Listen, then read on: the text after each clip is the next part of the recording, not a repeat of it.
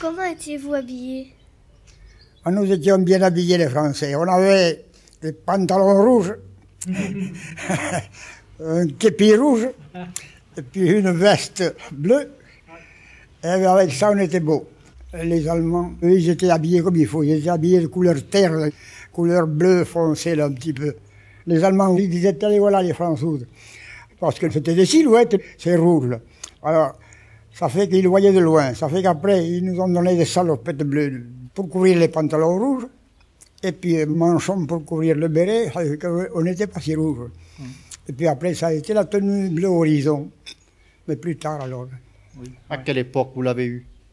Oh, nom de Dieu. On est resté plus d'un an avec cette tenue-là. Parce que pour faire des costumes pour l'armée entière, vous comprenez, c'est pas en 5 minutes. Oui. Oui. Comment ça a débuté, les tranchées, quand il n'y avait rien du tout dans un champ, par exemple? Là, ça a débuté pour se cacher d'abord. Oui. Les Allemands s'arrêtaient, ils étaient bons.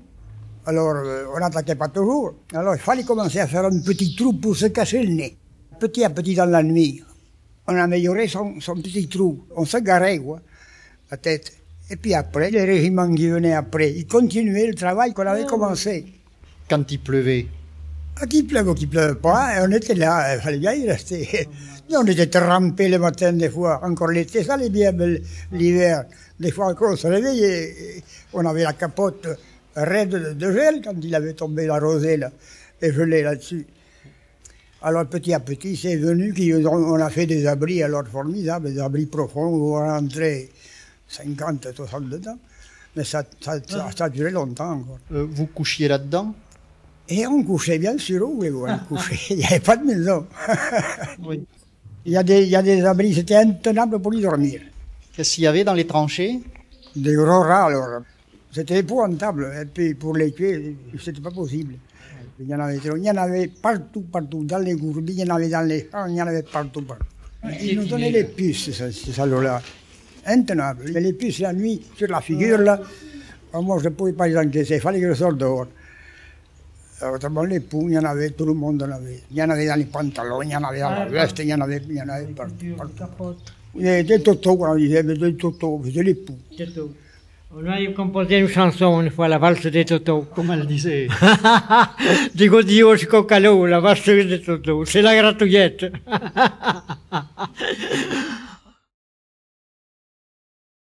On avait le droit d'écrire comme on voulait. On n'avait pas d'encre. Mes camarades et moi, on avait un crayon bleu, on avait du papier sur soi, et puis avec la salive, on écrivait avec ce crayon bleu. Et quand on était en attaque, on avait des cartes. C'était imprimé. Dessus, je suis malade, je suis mort, je suis blessé. Celui-là qui est comme moi, j'ai écrit à ma femme, je rayais mort, blessé, malade, je rayais tout ça. Et puis je mettais bonne santé, puis la lettre par terre. Quand vous étiez mort, vous pouviez pas le barrer? C'était quelqu'un qui le barrait à votre place? Mais quand il y avait un camarade qui était mort, il y avait toujours quelqu'un qui connaissait la famille. Eh bien, on écrivait une lettre. Votre mari, votre fils est tombé à tel endroit.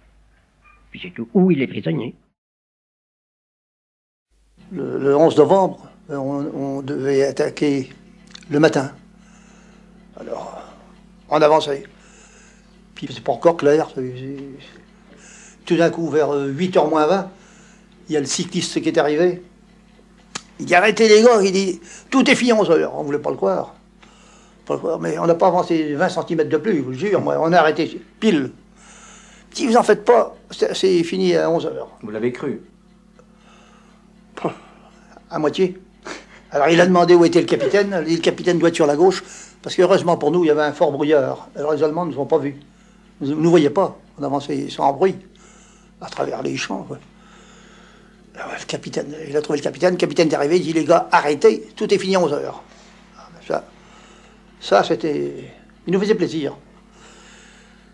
Et puis, il dit on va se replier sur notre point de départ, faites des trous, faites tout ce que vous voudrez, mais à 11h ce sera terminé. Tout le monde était content, mais enfin on faisait pas de bruit. C'était pas fini encore cette histoire-là. Puis alors tout d'un coup, là, les artilleurs, ah ben, moi je le dis franchement, l'artillerie française s'est mise à tirer sur les Allemands. Puis alors nous, on n'était pas contents de ça, parce que on avançait tous les jours, à coups de grenade ou ainsi de suite, comme ça, il fallait prendre les nids de mitrailleuses allemands. Et l'artillerie ne nous suivait pas, alors ils ne nous aidaient pas. Alors ce matin-là, qu'on n'avait pas besoin d'eux, ils se sont mis à tirer les Allemands. Les Allemands ont répondu. Vous aviez peur, et c'est ça que ça redéclenche. Oui. Ils ont répondu, mais au lieu de répondre, tous les artilleurs qui étaient à l'arrière, ils ont répondu sur nous qui étions sans abri, rien du tout, pas d'abri. Alors on a eu des pertes le matin, le matin d'armistice. Mon ancien capitaine, le capitaine Muller, a été tué, lui, derrière nous, un petit peu, le matin d'armistice. On était fourrés dans une baraque en planche. Ça devait être une baraque d'officiers également, parce qu'il y avait une table, il y avait un canapé. Et puis j'avais mis ma montre comme ça un vieux souvenir. Ma montre sur la table, alors, pour voir l'heure. Alors là, la matinée était longue. Il y avait Rochon, il me disait, dis donc, je m'appelle Rigadin, dis donc Rigadin, quelle heure est-il? 9h. Passe pas vite.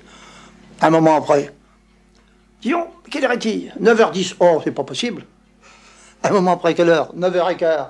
Marche pas, ta pendule, rien à faire. C'était toute la matinée, ça avait été comme ça. On était 3 copains, 3 engagés volontaires. Un qui avait 17 ans, 18 ans, moi j'avais 20 ans. Lui, il tournait autour de la table, vous savez. Puis il y a un éclat d'obus qui a traversé les planches, il a été blessé, celui-là.